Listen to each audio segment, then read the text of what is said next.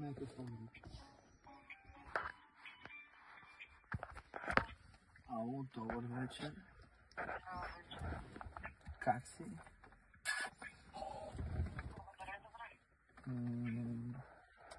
А колко взимаш на час? Защото един... 120. В София ли беше?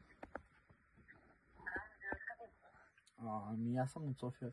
Защото ти сигурно ще пристигнеш преди брат ми. Той брат ми трябва да ми докара още 20 лева.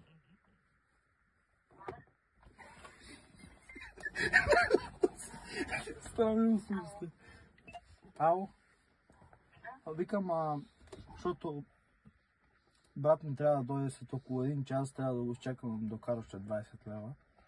И сигурно тогава ще извънна, за да е по-сигурно, защото в мен имам 100.